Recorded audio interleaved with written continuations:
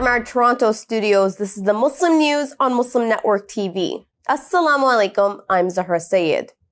Our top story for today. President-elect Donald Trump announced plans to appoint Kash Patel as the new FBI director to replace Chris Wray. Trump described Patel on his Truth social platform as a dedicated lawyer and investigator who prioritizes America's interests and has focused his career on exposing corruption and ensuring justice.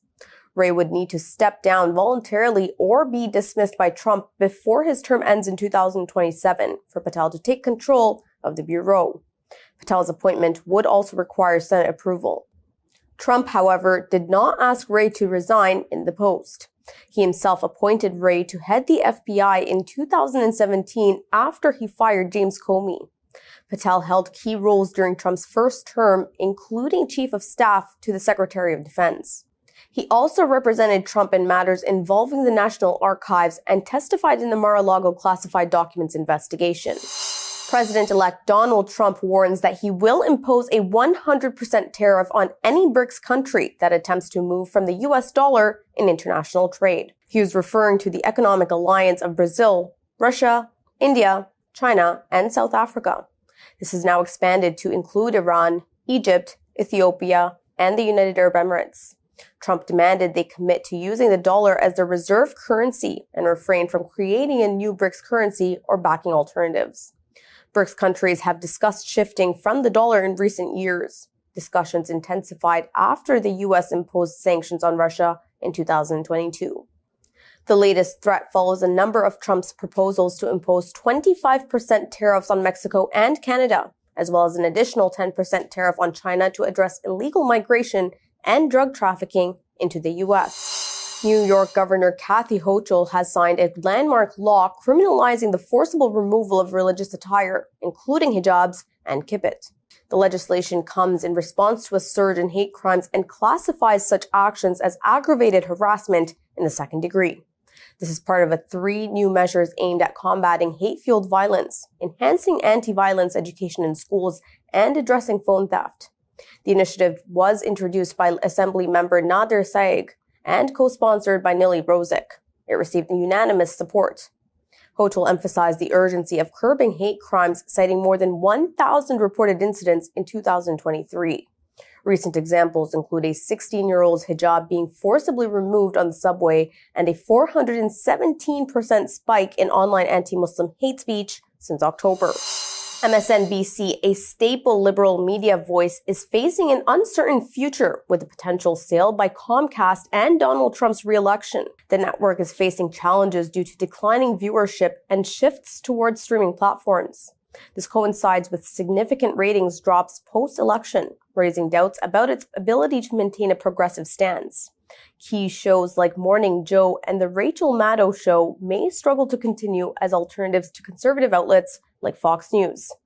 Observers say that with MSNBC grappling with identity and operational challenges, the landscape of cable news could witness a significant transformation. In 2016, on average, 4.2 million people tuned into CNN, Fox News, and MSNBC, according to the Pew Research Center. In 2022, that number decreased to 3.8 million. Since Election Day, MSNBC has averaged about 521,000 viewers each day, a 38% decrease from its 2024 average before November 5th, according to data from Nielsen. Workers across 6 continents have launched strikes and protests targeting Amazon for its labor practices, environmental impact, and corporate policies. These coincide with Black Friday and Cyber Monday, aiming to highlight and disrupt Amazon's busiest sales days. The movement was initiated by Uni Global Union and Progressive International in 2020. It has grown significantly, including warehouse strikes in Germany, rallies in India, and direct actions in France. The campaign alleges that Amazon, while tripling profits in early 2022, does not attend to drivers and warehouse workers who are at risk of severe physical and mental harm. Workers and their supporters, including high-profile politicians like the UK's Jeremy Corbyn and Senator Bernie Sanders, are calling for better wages, union rights, and stronger environmental commitments from Amazon. However, the company defends its employment conditions, citing great pay and benefits amid growing profits and global expansion. The Al-Qassam Brigade broadcasts a message from Israeli-American prisoner to Trump. Details come after the break. Stay tuned and we will be right back.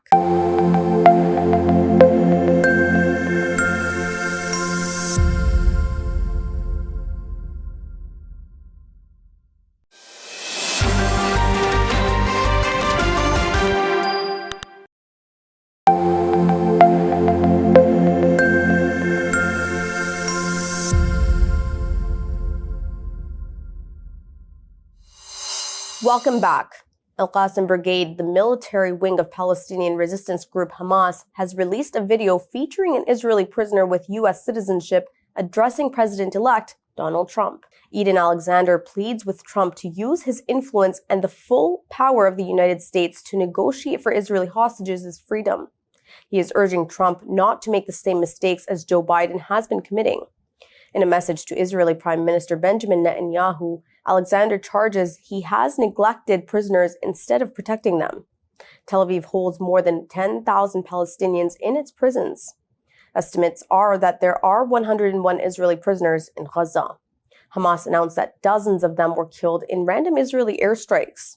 The Israeli opposition and families of prisoners accused Netanyahu of refusing to end the war and withdraw from Gaza for fear of his coalition government collapsing. Israel intensified attacks across Gaza, killing 37 Palestinians and wounding 108 others in the past 24 hours. On Monday, Israel also breached a ceasefire in Lebanon, escalating regional tensions. At least 15 people were reportedly killed in a strike on a building in Beit Lahia, with hospitals struggling to cope with the large numbers of wounded, Palestinian medics report. The attacks have compounded the humanitarian crisis in Gaza, where winter conditions have further deteriorated living situations. Ongoing military actions have also marked 60 days of continuous bombardment on northern Gaza. The aggression has killed 3,700 people and wounded 10,000 others in the area, Palestinian media office says. Lebanon's parliament speaker accused Israel of violating a ceasefire after authorities said one person was killed and another wounded in Israeli strikes. The UN Agency for Palestinian Refugees says it is halting shipments through the Karam Abu Salam crossing between Israel and Gaza after a series of attacks on aid convoys. Israel's genocide in Gaza has killed at least 44,466 Palestinians and wounded 105,358 since October 7th of 2023. On November 21st, the International Criminal Court issued arrest warrants for Israeli Prime Minister Benjamin Netanyahu and former Defense Minister Yoav Gallant for war crimes and crimes against humanity in Gaza. Israel also faces a genocide case at the International Court of Justice over its brutal war on Gaza. The World Central Kitchen, or WCK, has suspended its operations in Gaza following an Israeli airstrike that struck a vehicle carrying its staff members. In a statement on X, the organization expressed sorrow over the incident and confirmed it is still gathering information. WCK said it had no knowledge that any individual in the vehicle had alleged ties to the October 7th Hamas attack.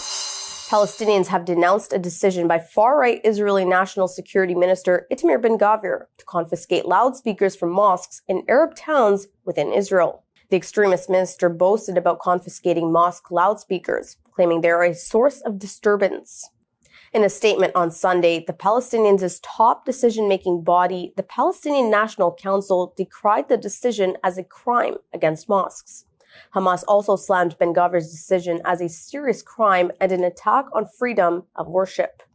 As well, it urged the Arab League, the Organization of Islamic Cooperation, and international organizations to condemn this crime and take steps to stop the occupation's violations. Palestinians in the West Bank organized a protest against Israeli attacks on Gaza. The march was organized on the International Day of Solidarity with the Palestinian people, observed on Sunday. Anti-regime groups in Syria on Sunday seized a power plant in Aleppo, one of the main cities in the war-torn country. On November 27th, clashes erupted between the forces of Syrian President Bashar al-Assad and anti-regime armed groups in the western countryside of Aleppo. Last week, anti-regime armed groups made rapid progress from the western countryside of Aleppo towards the city center, capturing much of it. The groups took control of Khan Sheikhoun, establishing control over all of Idlib. The town of Khan Sheikhoun gained global attention after the Assad regime killed 100 people in a chemical weapons massacre there in April 2017. In related news, 8 civilians were killed and 63 others wounded in airstrikes by the Assad regime and Russian aircraft on Idlib city center in northwestern Syria. According to information from local sources, the Assad regime and Russian aircraft have launched at least 9 airstrikes on Idlib city center since Sunday. The airstrikes primarily targeted a marketplace and a civilian settlement. Indonesian fishermen have rescued 116 Rohingya refugees, mostly women and children, after their boat sank off the coast of Aceh province. The Jakarta Globe reports that the group had fled Bangladesh's Cox's Bazar refugee camp, hoping to reach Indonesia or Malaysia. Local police chief Nova Surya Daru said the people looked very weak from hunger and dehydration. This rescue adds to the rising number of Rohingya refugees fleeing Burma's persecution, with more than 1 million living in Bangladesh. Indonesia has called for international assistance as the refugee crisis grows. The government of Bangladesh has strongly condemned a violent attack on its Assistant High Commission in Agartala, capital of India's northeastern state of Tripura. The Foreign Ministry issued a statement expressing concern over Monday's assault by activists of the group Hindu Sangharsh Samiti. It reportedly broke the mission's gate, vandalized property, desecrated Bangladesh's national flag, and damaged the flagpole. The attack occurred in the presence of local law enforcement, raising questions about security measures. Meanwhile, students at Bangladesh's Dhaka University staged protests on campus, warning of rising anti-India sentiment. They called on India to respect Bangladesh's sovereignty and immediately return former Prime Minister Sheikh Hasina, who fled to India amid political turmoil in August after weeks of anti-government protests. The incident underscores growing tensions between the two nations as mass movements in Bangladesh demand holding representatives of the previous government accountable. Diplomatic relations face increasing strain as both sides navigate the crisis. Sao Paulo hosted the 37th International Conference of Latin American and Caribbean Muslims on Friday and Saturday. This gathering was organized by Brazil's Islamic Dawah Center in partnership with Saudi Arabia's Ministry of Islamic Affairs. It explored the pivotal role of education about Sharia or Islamic law in maintaining identity among Muslim minorities.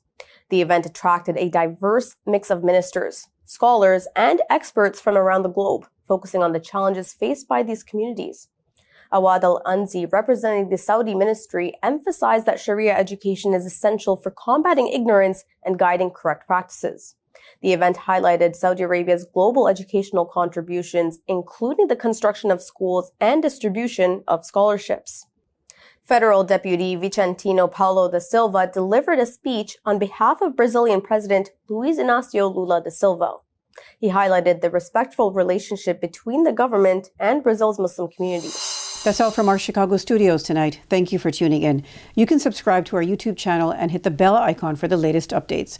For more content, keep watching Muslim Network TV or visit muslimnetwork.tv. Salam and good night.